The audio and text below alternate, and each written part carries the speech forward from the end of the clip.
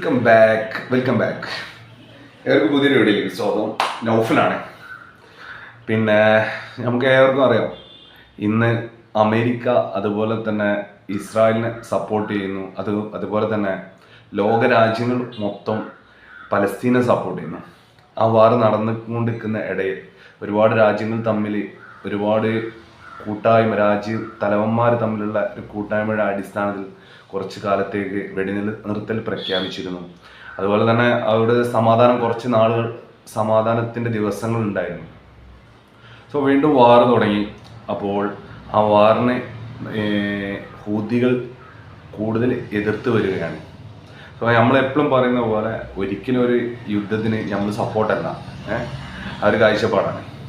അപ്പോൾ ഭയങ്കര ഒരു ദുഃഖപരമായ ഒരു വാർത്തയാണ് ഈ സംഭവം. കാരണം വെച്ചിട്ടാണെങ്കിൽ ഒരുപാട് കൊച്ചുമക്കളെയും സ്ത്രീകളെയും മക്കളെയും അടക്കം നിരപരാധിയായ ഒരുപാട് ആളുകളെ കൊന്നെടുക്കുക എന്ന് പറഞ്ഞിട്ടാണ് ഒരിക്കലും അംഗീകരിക്കാത്ത ഇതാണ്.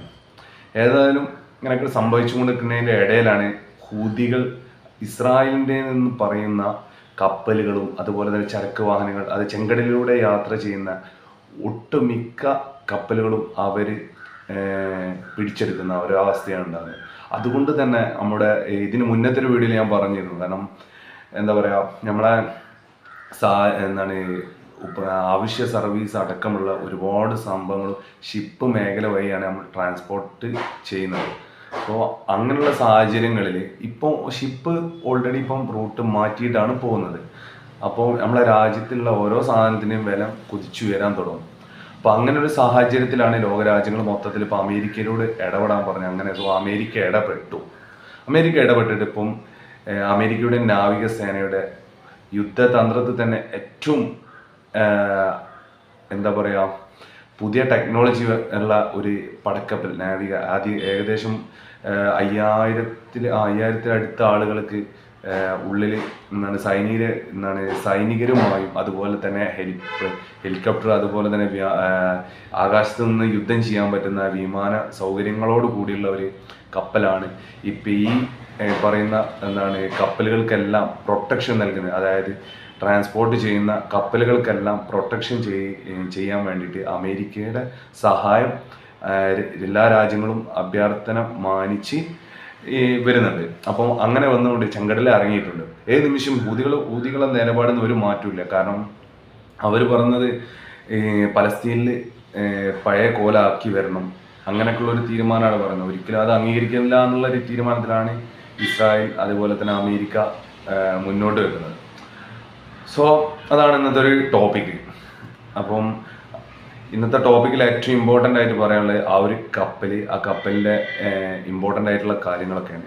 അപ്പോൾ വീഡിയോ ആദ്യമായിട്ടാണ് കാണുന്നത്, നമ്മളൊന്ന് വീഡിയോ സബ്സ്ക്രൈബ് ചെയ്യാനും അതുപോലെ തന്നെ വീഡിയോ ഇഷ്ടപ്പെട്ടാൽ ലൈക്ക് ചെയ്യാനും മറ്റുള്ളവരിലേക്ക് ഷെയർ ചെയ്യാനും മറക്കരുത്. അപ്പം നമുക്ക് ഏതായാലും ആ കപ്പലിൻ്റെ കൂടുതൽ വിവരങ്ങളും കാര്യങ്ങളൊക്കെ നമുക്ക് അറിയണം.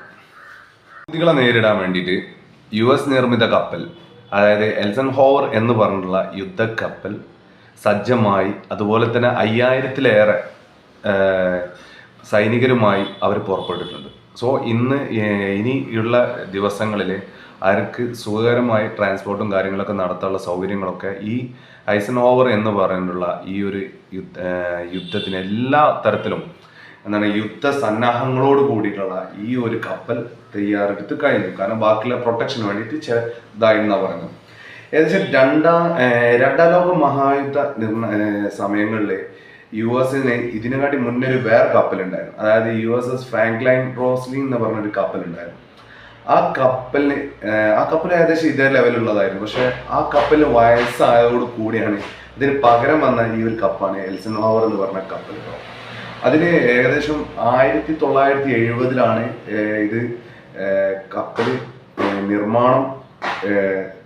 നിർമ്മാണം തുടങ്ങിയത്. എൽസൻഹോവർ എന്ന് പറയുന്ന സംഭവം 1977-ലാണ് ഇത് കടലിൽ ഇറക്കിയത്.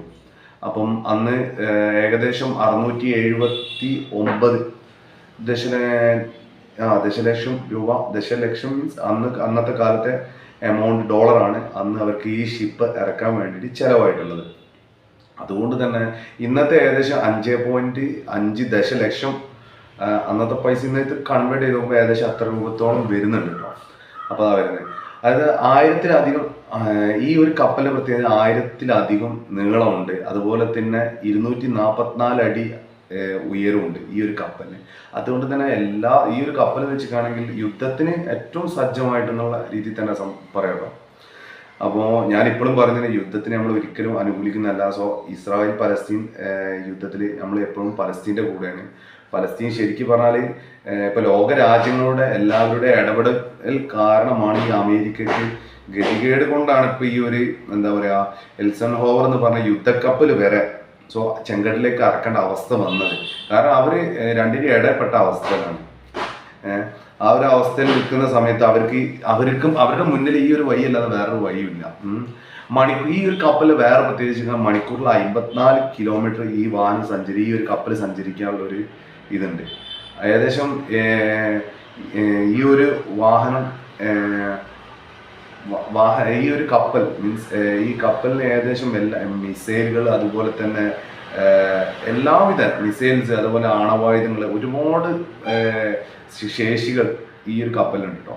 സോ ഈ ഒരു കപ്പലിനെ നേരിടുക എന്ന് പറഞ്ഞത്, ഊതികളായാലും ഇപ്പോൾ വേറെ ഏത് രാജ്യക്കാരും നേരിടുക എന്ന് പറഞ്ഞത് ഭയങ്കര ഒരു ടാസ്ക്കാണ്.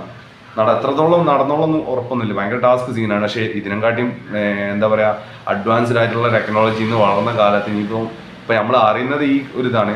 പക്ഷേ ഇപ്പോഴത്തെ നിലവിൽ അറിയപ്പെടുന്ന ഈ ഒരു കപ്പൽ അത്യാവശ്യം അഡ്വാൻസ് ആയിട്ടുള്ള ഒരു കപ്പലാണെന്ന് അറിയപ്പെടുന്നത്. സോ അതുകൊണ്ട് തന്നെ ഇനി ട്രാൻസ്പോർട്ട് ചെയ്യുന്ന ഷിപ്പിംഗ് ചെയ്യുന്ന ആളുകൾക്ക് ഇപ്പം പലസ്തീൻ പറയുന്നത് പലസ്തീനല്ല, ഹൂതികൾ പറയുന്നത് ഇസ്രായേലിൻ്റെ ഒരു ചരക്ക് കപ്പലും ഇതിലൂടെ ചെങ്കടൽ വഴി കടത്തി വിടൂല എന്നാണ് പറഞ്ഞത്. അതിന് എതിരെയാണ് ഞങ്ങൾ പ്രതിഷേധം. കാരണം സമാധാനം കൊണ്ടുവരണം, പലസ്തീനെ പഴയ കോലത്തിലാക്കണം എന്നുള്ള രീതിയിലാണ് അവർ സംസാരിക്കുന്നത് കേട്ടോ. അതുകൊണ്ട് തന്നെയാണ്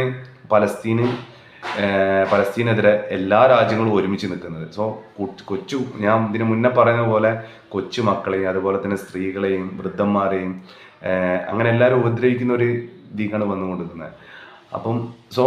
അതുകൊണ്ട് തന്നെയാണ് അമേരിക്കയുടെ സഹായം ഇന്ന് ലോക രാജ്യങ്ങൾ നേടിയത്. കാരണം ഹൂതികളോട് കാരണം ബാക്കിയുള്ള രാജ്യങ്ങളുടെ സാമ്പത്തിക വ്യവസ്ഥ നശിക്കാൻ പാടില്ല. സോ അതുകൊണ്ടാണ് ഇന്നിപ്പം ഹൂതികൾക്കെതിരെ അതായത് ഷിപ്പിംഗ് നടത്താനുള്ള സൗകര്യം അമേരിക്ക ചെയ്തു തരണമെന്ന് ലോക രാജ്യങ്ങൾ ഇടപെട്ടത്. സോ ഇത്രയൊക്കെയാണ് ഈ ഒരു വീഡിയോയിൽ ഈ കപ്പലിനെ പറ്റി പറയാനുള്ളത്. സോ വീഡിയോ ഇഷ്ടപ്പെട്ടാൽ ഒന്ന് ലൈക്ക് ചെയ്യാനും അതുപോലെ തന്നെ വീഡിയോ മറ്റുള്ളവരിലേക്ക് ഷെയർ ചെയ്യാനും, വീഡിയോ ആദ്യമായിട്ടാണ് കാണുന്നതെങ്കിൽ ഒന്ന് സബ്സ്ക്രൈബ് ചെയ്യാനും മറക്കരുത്. അപ്പം പുതിയ വീഡിയോയുമായി അടുത്ത വീഡിയോയുമായി നമുക്ക് വീണ്ടും കാണാം. നന്ദി, നമസ്കാരം.